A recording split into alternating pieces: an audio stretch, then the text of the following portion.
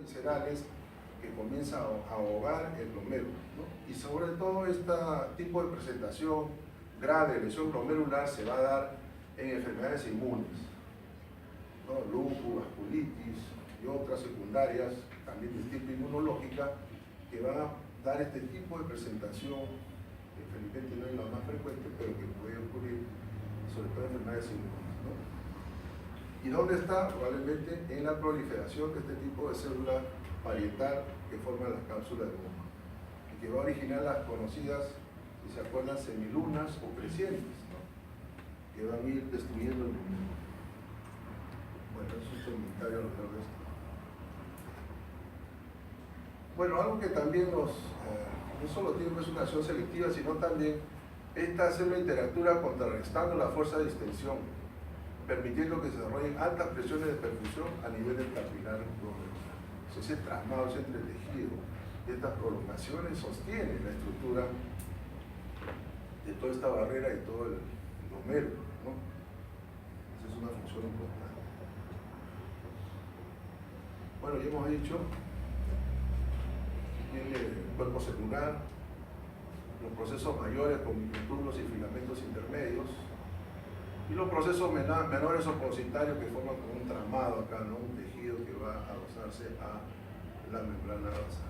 Entre estas prolongaciones menores hay unos espacios llamados diafragmas, que vamos a ver cuál es su importancia.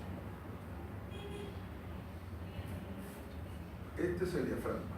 Vean, esta es una prolongación positaria de la membrana basal y aquí hay un espacio, una zona prudens también llamada, ¿no? Bueno, ya fue escrita hace mucho tiempo atrás este diafragma y se le atribuyó en ciertas enfermedades renales congénitas que su mutación de algunas proteínas dentro de este dominio de proteínas explicaba la lesión y el escape de proteínas, ¿no? Una de ellas fue la nefrina. Bueno, por supuesto acá hay muchas proteínas, voy a hablar de todas. Vean ustedes, un dominio de proteínas de múltiples nombres. Una de ellas es la nefrina, ¿no? Este es rojo, incluso hay otra que es la nefrina 1, pero vamos a referir a la nefrina, que se comporta pues como un cierre, no tiene la forma de... ¿no? Esta es una proteína que mantiene la indemnidad de la barrera de ultrafiltración. Cuando no se expresa bien esta proteína, probablemente la proteinuria comienza a aparecer. Eso es lo que algunos estudios han visto en los diabéticos, a quienes al darle drogas como los inhibidores de enzima convertidora, han mejorado la expresión de estas proteínas. Y de ahí entonces se explicaría un poco el efecto antiproteinúrico, ¿no? De algunas drogas, IECA y ARA2, que parece ser influyen en la expresión genética de estas proteínas a este nivel, en particular en la nefrina. Estas proteínas son pues estructurales. Esta es una zona que no está estática, sino también es dinámica. Hay proteínas de soporte, como la pogosina, por ejemplo, que no solo fijan la estructura, sino que también tienen función de transmisión de señales, ¿no? Hacia el cuerpo pogositario. Quiere decir que cuando esta proteína no se expresa bien, puede ocurrir proteinuria. Hay otras que están mencionadas, voy a pasar rápido, la CD2AP, la nefrina 1 y la Z1, son diferentes. La actina es otra proteína que está dentro del cuerpo ovocitario y que le da sostén, ¿no? Le da sostén al ovocito.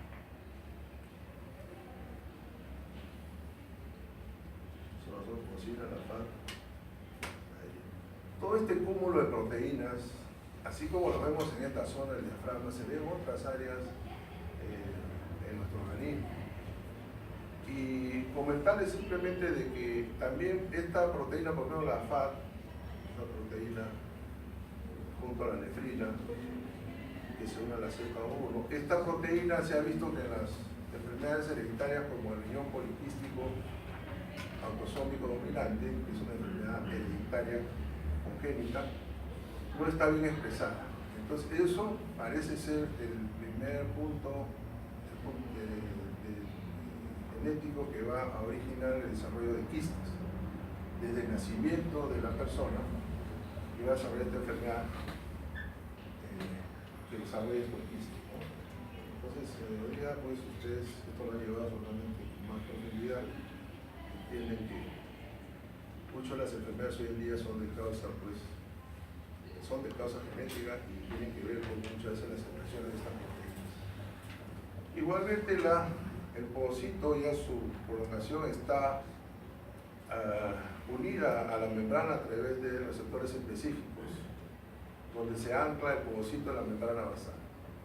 Integrinas y estroglicanos son, ¿no?, estas proteínas que permiten ese anclaje, ¿no?, del ovocito en la membrana basal.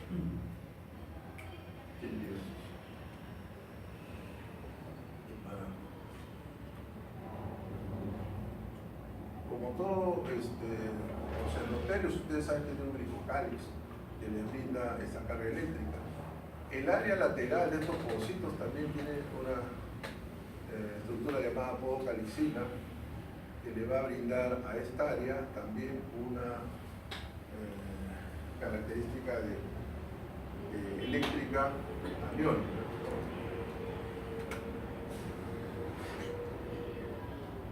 Bueno, finalmente el citoesqueleto, formado por la actina básicamente, los microtubulos y filamentos intermedios, ¿no?, van a brindar, aparte de la red de povocitos, ¿no?, como ya dije, va a contrarrestar, ¿no?, esa fuerza de ingreso que le da el impulso sistólico, ¿no?, dentro de la luz capilar. Se sostiene la estructura del glomérulo.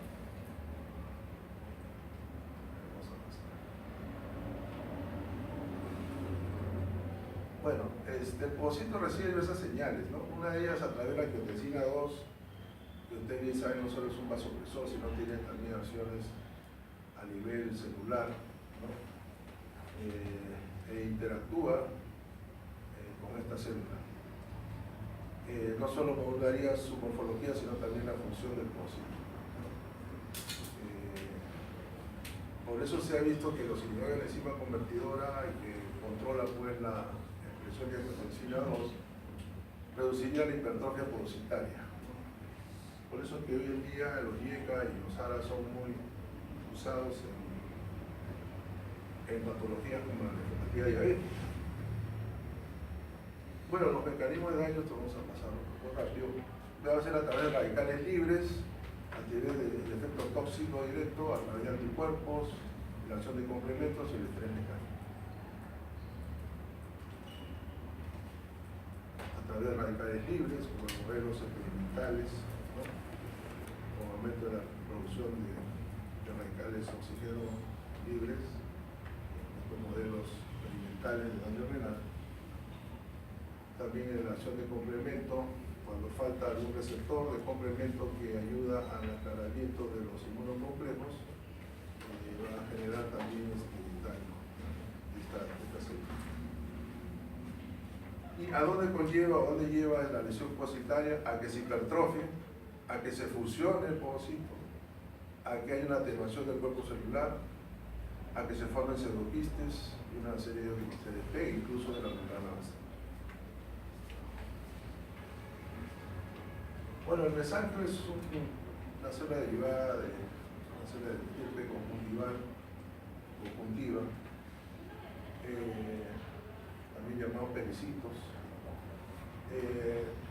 Tiene no solo una función de sostén de la estructura glomerular, sino también, como ven acá, depura el material de desecho de la membrana basal glomerular. Tiene receptores importantes para angiotensina 2, también secretan prostaglandinas y endotelinas y los elementos de la matriz mesangial y tienen capacidad de proliferación. Esta matriz está formada, así como otras partes del glomérulo, por colágeno tipo 4, 5 y 6 proteoglicanos y fibronectina. Vamos al túbulo. Bueno, entonces la parte inicial ha sido con la descripción del glomérulo. Estamos a nivel tubular, que abarca la corteza y la médula, ¿no? Y hay, como les dije, hay túbulos que llegan hasta la parte externa de la médula y otros hacia la profundidad de la médula, por sus diversos segmentos que ya hemos mencionado. Es una esquema de la vasculatura. Y ya terminado esto, vamos a pasar a las funciones del riñón. ¿Alguna pregunta?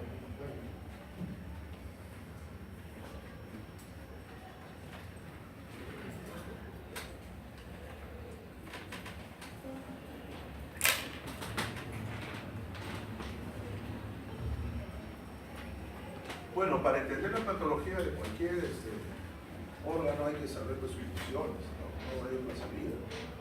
Y esto ustedes también ya lo saben, vamos revisando. ¿Cuáles son las funciones importantes que tiene el riñón? Principales: regula el equilibrio hidroelectrolítico, la homeostasis, regula la osmolalidad. Y eso va a depender, por ejemplo, de cómo se calcula la osmolalidad plasmática. Hay una fórmula, ¿no? ¿De acuerdo? 2 veces el sodio más la glucosa 18 más la urea 6. Entonces el sodio tiene mucho que ver en cómo se sostiene esa molaridad plasmática, molaridad o molaridad. Entonces el riñón es un órgano diseñado para conservar el sodio, como vamos a ver después. Entonces esa importante función nos permite que nuestra molaridad esté realmente controlada. Regula el equilibrio ácido-base. Cuando falla el riñón se desarrolla, ustedes bien saben, el tipo de acidosis metabólica, ¿no? Acidosis metabólica. Excreta productos metabólicos y sustancias desechos. La urea, la creatinina, sustancias nitrogenadas diversas, ¿no? Incluso muchas producidas endógenamente por el intestino.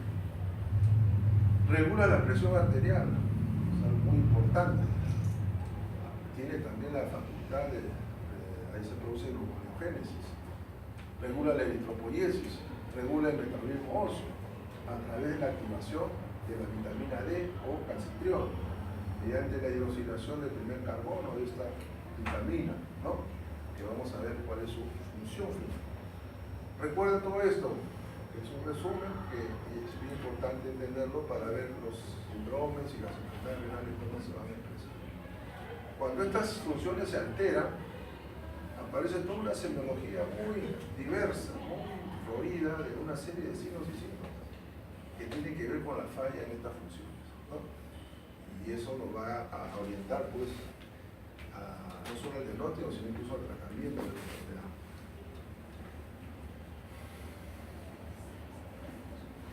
Bueno, una de las funciones del glomérulo, sobre todo, es, como hemos dicho, la ultrafiltración. Mientras que el túbulo, ¿qué funciones tiene?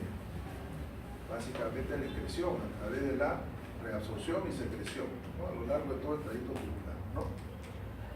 Bueno, acá vean ustedes, hay curvas diferenciadas para los tipos de moléculas, aniones, moléculas neutras y cationes. Cada uno tiene una curva. Cuando se pierde la capacidad selectiva, sobre todo del glomérulo, vamos a tener que ya se reúne en una sola curva donde se mezclan diversos tipos de moléculas. Se pierde esa capacidad selectiva producto de la selección por cargas. Bueno, esto es lo mismo. ¿Qué otra, ya hablando del tubuli, qué nos está mostrando este esquema? Cómo las diferentes presiones que actúan, la ley de Stalin, ¿te la recuerdas? La ley básica, donde acá interviene la presión hidrostática y la presión osmótica, como es lógico. Y eso va a determinar que al entrar, pues, toda una presión hidráulica importante al ovillo capilar glomerular, se va a generar una presión de filtración bastante importante. Pero a la vez la presión osmótica va a ir creciendo dentro de la luz de estos capilares, al pasar el agua hacia el espacio urinario, digamos, produciéndose el ultrafiltrado. Y va a haber un momento que durante el trayecto de este ovillo capilar se van a igualar estas presiones y ahí se va a detener la producción del ultrafiltrado. No, básicamente esa es la explicación de este cuadro. O sea, el juego de presiones tiene que ver con la presión hidráulica o hidrostática y la presión osmótica en ambos lados, tanto en la luz del capilar como por fuera de este, ¿no? Y llega un momento que estas se equilibran, entonces ya no se produce ultrafiltrado. Es un poco las presiones que estamos comentando. Entonces, esa es una primera función, el alcance, digamos, de cómo se genera ultrafiltrado por estas presiones a través de la ley de Stalin, ¿no? Luego hay un segundo aspecto importante que tiene que ver con este fenómeno de la autorregulación. ¿Qué observa en este diagrama, en este esquema? ¿Qué pasa con estas curvas? Digamos, entre una presión arterial media que va de 100 milímetros de mercurio hasta 200 milímetros de mercurio. Por ejemplo, les pregunto, ¿qué pasa con la tasa de filtración glomerular? ¿Cómo es el flujo? ¿Cambia, no cambia? ¿Se mantiene? ¿Ah? Sí, está hacia una recta, o sea, no hay mayor variación, ¿cierto? Igual es acá. Claro, no ha sido todo, pero ahí está, pues hay una cierta variación, pero es mínima, ¿no? ¿Qué sucede entonces entre grandes rangos de presión arterial media, ¿no? Que el riñón se define o regula esos rangos? Y entre presiones muy bajas o muy altas, trata de mantener ¿qué cosa constantes? El flujo sanguíneo renal y la tasa de filtración glomerular. Eso es lo que se llama autorregulación.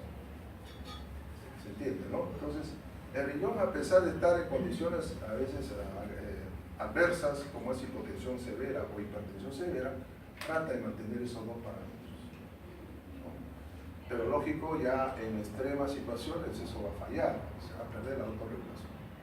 Por eso que en rangos no muy extremos, el riñón se va a adaptar y va a autorregular eso, manteniendo su flujo sanguíneo renal y manteniendo su tasa de filtración constantes. Eso es lo que refleja esta gráfica referida a la autorregulación. Esto es lo mismo.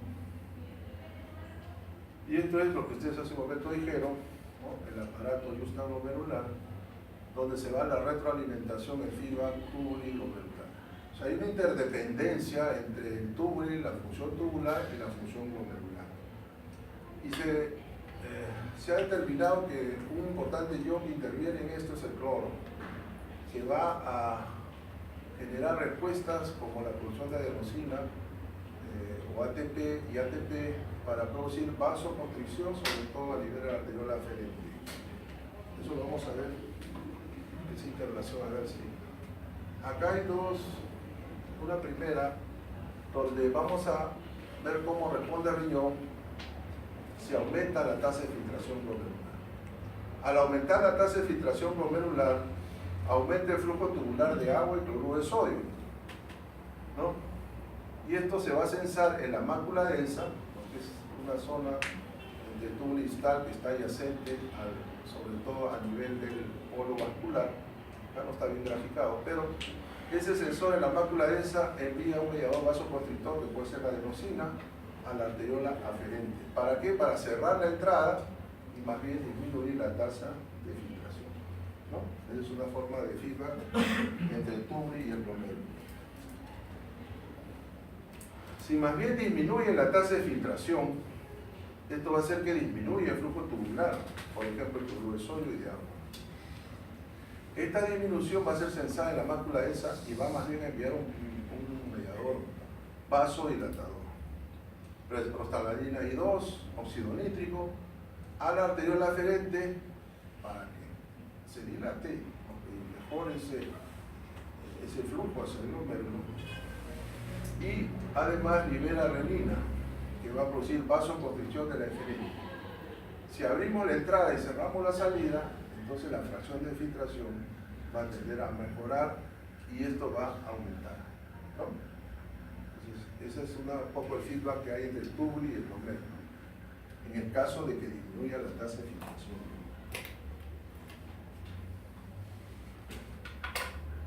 Estas son las diversas situaciones, no voy a entrar en mucho detalle, donde ocurre esto que estamos conversando. Por ejemplo, si disminuye la tensión de la aferente y se dilata, ¿no? ¿Qué va a pasar con el flujo sanguíneo renal? Va a tender a aumentar, porque el flujo va a aumentar hacia la zona distal. Y la presión neta de ultrafiltración, al entrar mayor presión hidráulica, va a aumentar, ¿no? Entonces son diferentes situaciones fisiológicas donde vamos a tener cambios tanto en la arteriola aferente como eferente, y qué efecto va a tener el flujo sanguíneo renal y en la tasa de ultrafiltración neta.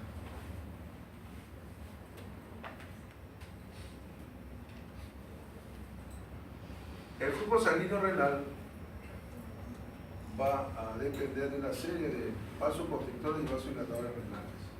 Acá hay una lista de algunos importantes.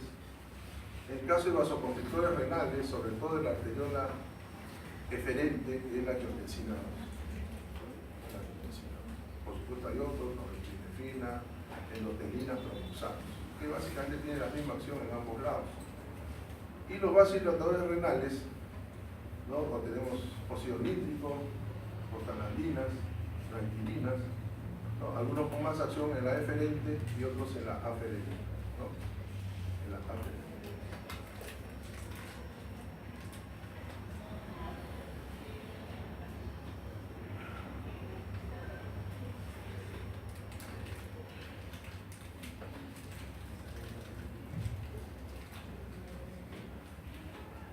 Bueno, sería muy largo hablar de todas las funciones renales, ¿no?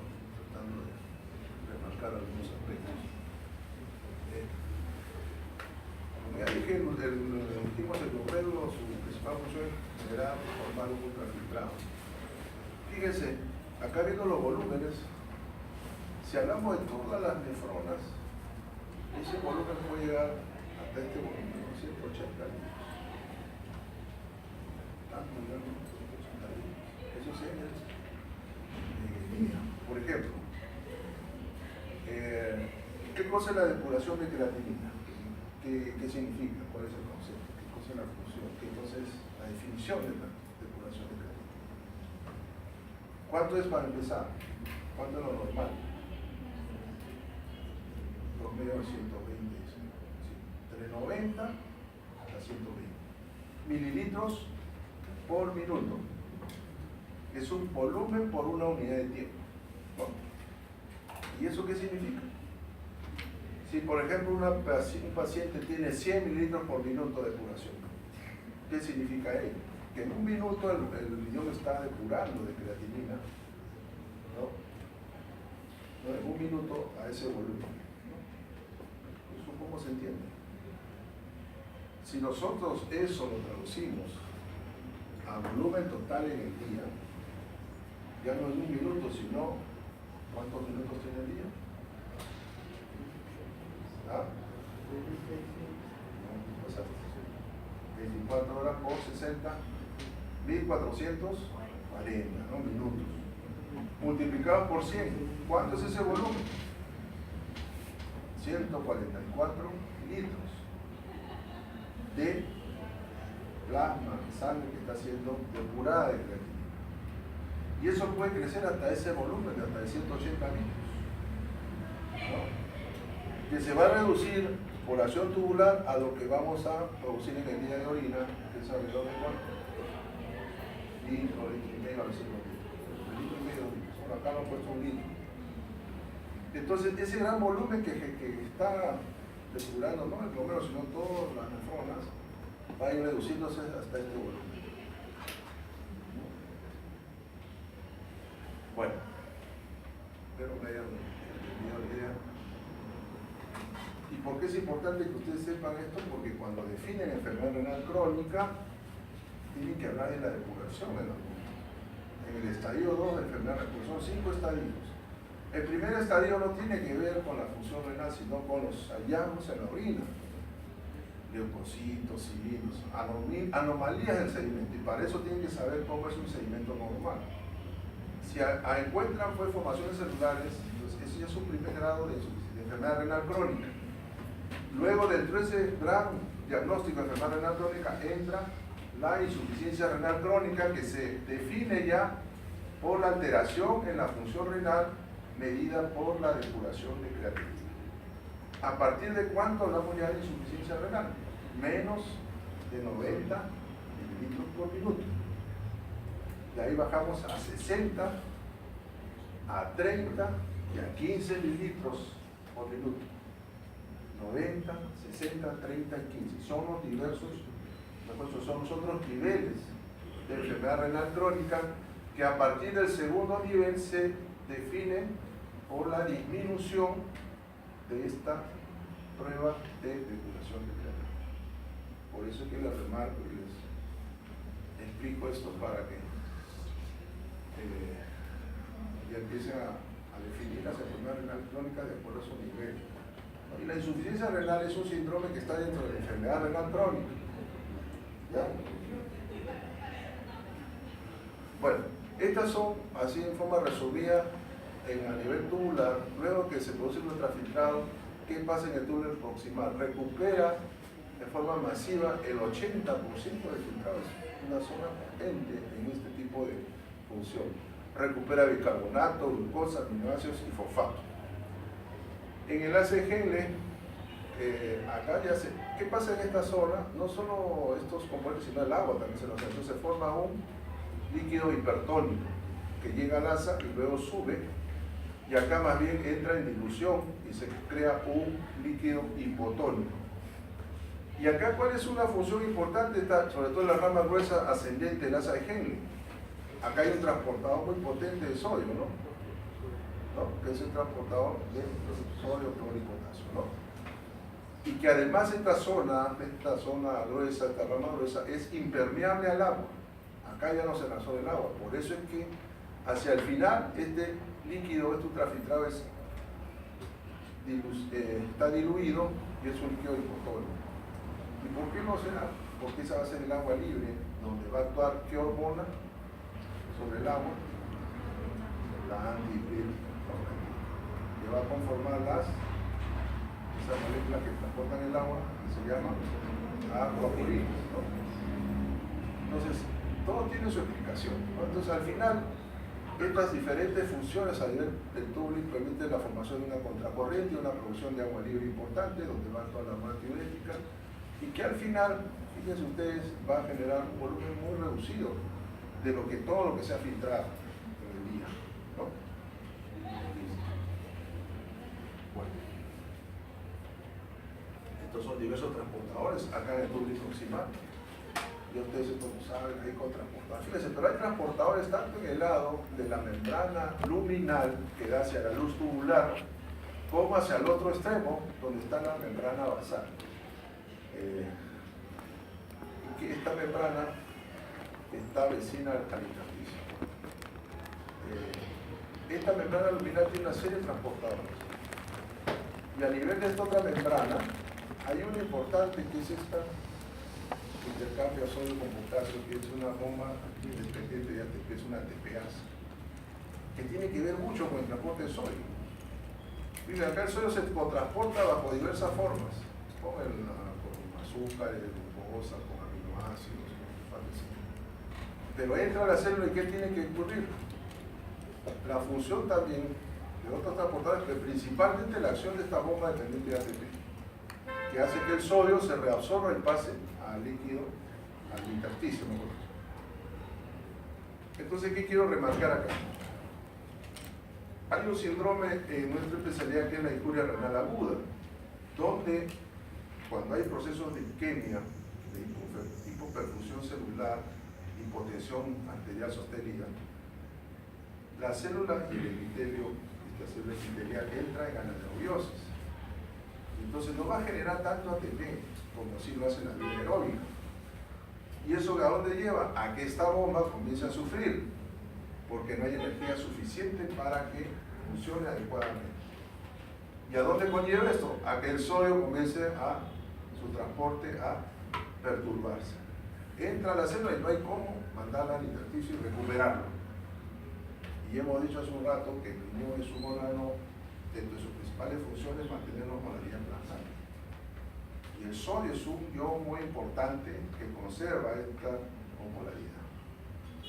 Cuando falla entonces en injuria renal aguda por isquemia, esta bomba, ¿qué puede ocurrir en la orina? El sodio ya no se va a reabsorber bien. Y un marcador importante en la orina, ¿cuál es? aumenta la concentración de sodio en la orina, se pierde el sodio, ¿no? Y hay otra, y hablando de esto, para redondear la idea, tenemos la fracción excretada de sodio, o excreción fraccionada de sodio. ¿Qué significa eso? Es una forma de evaluar cuánto del sodio se está reabsorbiendo. Y ya para terminar esta parte del sodio, diremos, del 100% de sodio filtrado, ¿cuánto es lo que se reabsorbe? Y ahí viene la idea que le dije, es un conservador del sodio. Será pues el 50%, el 70%, no mucho más.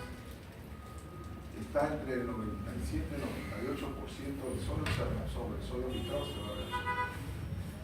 Y un 2 a 3% se va a excretar. Y eso es lo que mide la fracción excretada de sodio. Cuando ocurre una injuria renal aguda y el sodio se pierde, ¿qué pasa con la fracción excretada? Aumenta 3, 4, 5 más por ciento, y eso ya no es un indicador de lesión tubular. Esa es una aplicación un poco de esto que usted lo ve con los transportadores, pero ¿de qué nos sirve aprenderlo si no sabemos cuál es su aplicación de manera práctica? ¿No? En la patología renal. Bueno.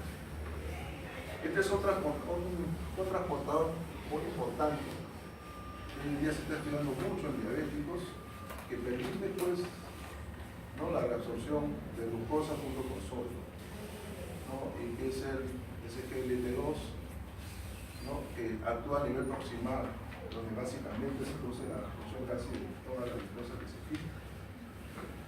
Y esto aislado de la otra membrana va a tener un transporte pasivo por este transportador. Y este es un transportador muy importante hoy día que se está tratando de incluirlo en tratamiento para evitar la excesiva reabsorción a nivel tubular de la glucosa, ¿no? Qué bueno que se recordar. Hay dos tipos de SGLT, el 2 y el 1. El principal en el riñón, el que está encargado del 90% de la absorción de la glucosa, es la número 2, con la SGLT2. ¿Dónde se ubica? Exclusivamente en el riñón. Y la SGLT1 está más en el intestino y un poco en el riñón.